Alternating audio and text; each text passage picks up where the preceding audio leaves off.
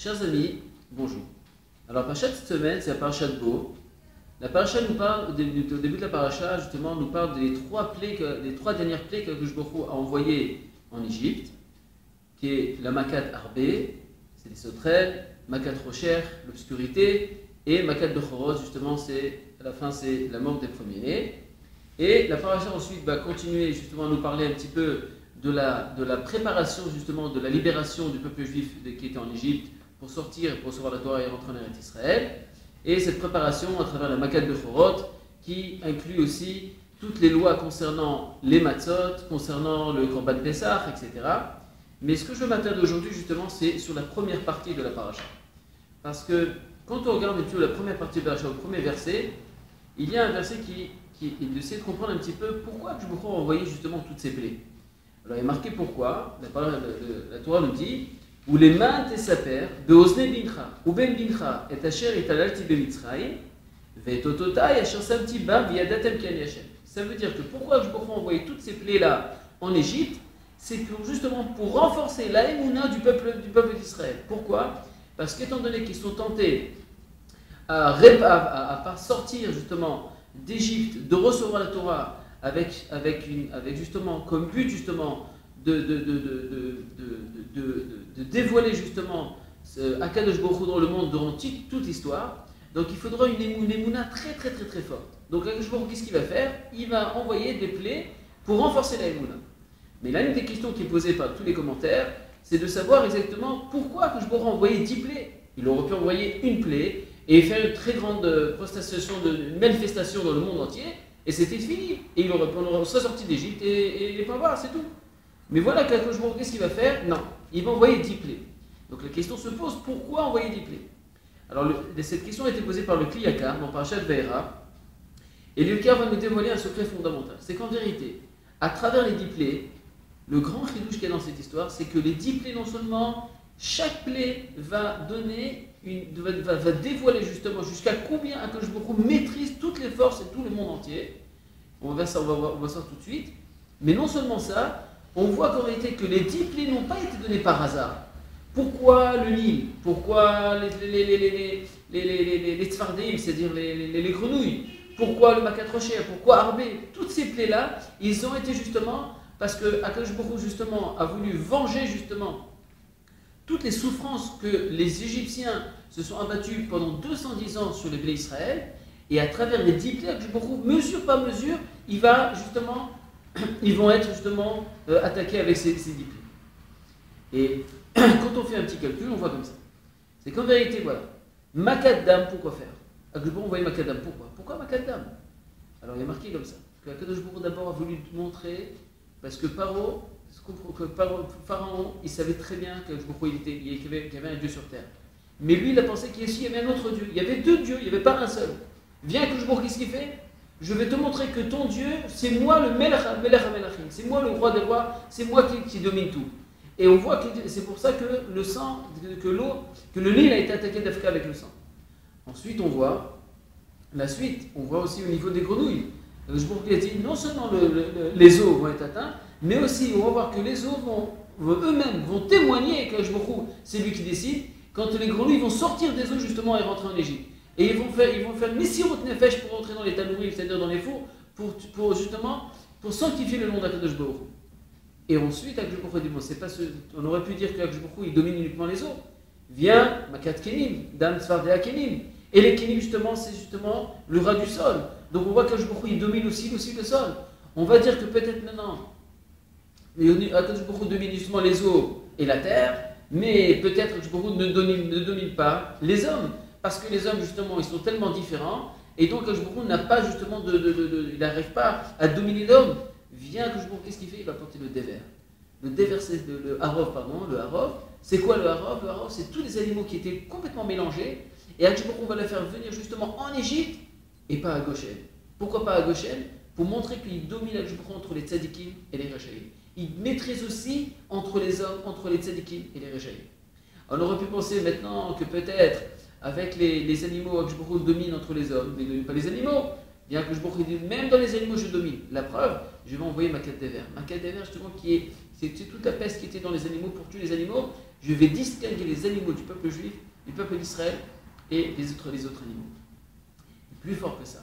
Ensuite, Akshbourou continue. Il dit ce n'est pas les animaux aussi, mais si ce n'est des vers. Et ainsi de suite, toutes les plaies rabotailles, ils sont venus pour justifier la présence divine dans le monde et pour montrer jusqu'à combien Akshbourou il domine le monde. Si c'était dans les animaux, ensuite, si tu crois que c'est que dans les animaux, je vais te montrer que même au niveau de lèpre de Shrim, qui est dans les êtres humains, ensuite je vais dominer avec le barad qui vient du ciel, ensuite entre l'obscurité et avec les sauterelles, ensuite l'obscurité, etc., jusqu'à Makat Bechorot, que ces mots, même la vie d'une personne, je la domine. Donc ça veut dire quoi? Ça veut dire que je me vois à travers toutes ces plaies et toutes ces Tziat Mitzrayim, c'est justement pour renforcer le peuple juif dans sa Emouna, dans l'Yirat Shamayim. Maintenant on a dit, mais pourquoi ces 10 plaies? Pourquoi la sauterelle? Je vais donner quelques exemples. Si vous voulez regarder le Kli Yakar, je vous conseille de voir le Kli Yakar et de voir jusqu'à combien il est tellement précis. Je donne un exemple. Quand il parle maintenant de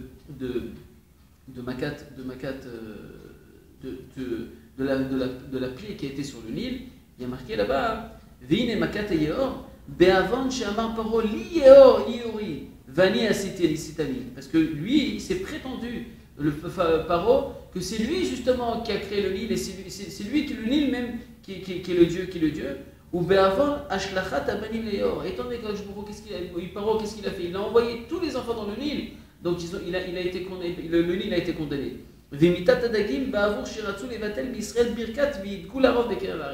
Et étant donné pourquoi tous les poissons ont été atteints dans le Nil, justement parce que étant donné que Pharaon lui avait pris sur lui justement d'empêcher la fécondation dans le peuple juif, alors de nouveau aussi les poissons ont été atteints.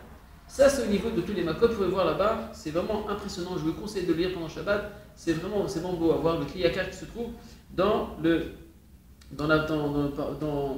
la paracha justement au début de Makada.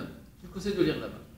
Mais ce qu'on voit ici, Rabotai, on voit maintenant que Jborou a fait toutes ces makot-là justement pour donner la émouna dans le peuple juif et pour renforcer la émouna du peuple d'Israël.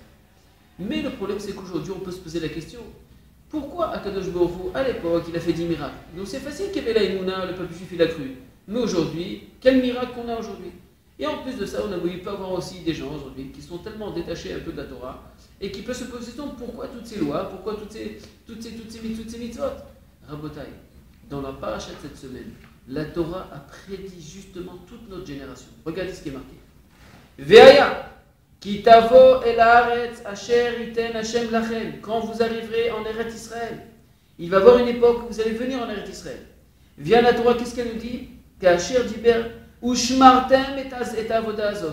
Pourquoi il dit que préservez-vous de l'avodat Hashem. Il faut se préserver. Il y aura une époque, il y aura des grandes tentations. Sachez que pour réussir, il faut se préserver justement de toutes ces tentations qu'il va y avoir en Eretz Israël. Alors la Torah continue. Et qu'est-ce qui va se passer? Ve'aya ki yomu alechem bnechem ma avoda azot lachem. Et ici le Kli Yakar dit, il n'y a pas marqué ici bincha, il y a marqué benechem. Ça veut dire qu'il y aura une période où qu'on va monter en Eretz Israël, et il y aura une grande majorité des enfants qui vont poser la question, Ma avoda zot lachem, qu'est-ce que vous faites ici? Qu'est-ce que c'est que cette filine? Qu'est-ce que c'est que cette tefila? Qu'est-ce que c'est que cette avoda? Qu'est-ce que c'est que cette étude de Torah? Pourquoi vous étudiez la Torah? Pourquoi vous n'êtes pas comme les autres? Comment se fait-il qu'on arrive à une époque où les enfants posent des questions pareilles? Ça veut dire qu'il va y avoir une coupure dans la transmission. On va arriver dans un endroit où on va rentrer en Eretz Israël et il va y avoir un problème.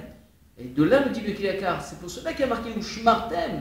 Quand il y a justement cette coupure, où il y a des tentations comme ça qui nous révoltent un petit peu, il faut se préserver de tout ça. Parce que si on ne se préserve pas, alors on peut tout perdre. Alors la question va être maintenant, si ces enfants demandent, mais alors, qu'est-ce que c'est que ce travail? Qu'est-ce que c'est que ces mitzvot-là? Comment on doit répondre? Regardez ce qui est marqué. Il y a marqué, Va martem, ze pesach hu l'Hashem, asher pasach al bate bnei Israël, b'mitzrayim benakfo et mitzrayim, ve'batenu etzi, qu'est-ce qu'il y a marqué dans le verset? S'il y aura, vous allez venir en Eretz Israël, et il y aura des enfants qui vont venir, et qui vont vous demander, mais qu'est-ce que vous êtes en train de faire ici? C'est quoi ce travail? C'est quoi ces mitzvot? Comment on doit répondre? On dit sache une chose, que justement, Akadosh Baruch Hu, il a préservé ceux qui étaient fidèles à sa Torah. Ceux qui étaient fidèles, et qui étaient fidèles au mitzvot, au Korban Pessah, Akadosh Baruch Hu, justement, qui a été posser, il les a préservés de la mort. Mais Chas v'Shalom, tous au contraire, les autres, les Égyptiens qui étaient eux les Réchaïm, alors à ce moment-là, Akadosh Baruch Hu, justement, ne les a pas préservés et ils sont morts d'avant l'Égypte. Mais non, qu'est-ce que c'est que cette réponse-là? Et nous savons que dans la Haggadah de Pessah, il y a marqué que s'il y a un rachat qui vient et qui pose cette question, qu'est-ce que c'est que ce travail, Ma'avoda Zot Lachem, de façon un peu mezouzelette, comme c'est un petit peu avec beaucoup d'insolence, à ce moment qu'est-ce qu'il y a marqué Aket Shinav, rends-lui, et tu dois être fort devant lui, et lui dire, sache une chose, que si tu étais en Égypte, toi tu serais pas venu avec, tu serais pas venu, tu aurais mouru avec les Égyptiens. Quel rapport maintenant? Parce que quand tu rentres dans le verset, tu vois que au niveau de la Haggadah de Pessah, il y a marqué que la réponse justement au rachat, c'est de cette façon de dire que toi, si tu seras en Égypte, tu serais mort, tu ne serais pas vivant. Mais on voit ici dans la paracha que ce n'est pas comme ça. On voit dans la paracha ce qui est marqué, va Martin au contraire, Zé Pessah ou Lachem, et tu es en train de lui expliquer, ceux qui ont fait Pessah et qui ne sont pas fait Pessah. En vérité, c'est exactement la même chose. Ça veut dire quoi? Ça veut dire qu'on lui explique, on dit écoute mon fils, sache une chose, regarde l'histoire, elle est comme ça. C'est que tous ceux qui ont été fidèles à la Torah ont réussi à survivre. Ceux qui n'ont pas été fidèles n'ont pas réussi. Ça veut dire que si aujourd'hui tu décides justement de faire partie de ceux qui ne veulent pas être fidèles de la Torah, sache que dans quelques générations, il n'y aura plus personne, justement, tu ne pourras plus faire partie du peuple juif. Moré Rabotai, durant toute l'histoire du peuple juif, aujourd'hui, les seuls rescapés de toute l'histoire du peuple juif, c'est justement ceux qui sont restés fidèles à la Torah. Si on n'a pas de Torah, on n'a aucune raison ni d'être en Eretz Israël et ni d'être lié justement à toutes les valeurs et toute cette histoire qu'il y a en Eretz Israël.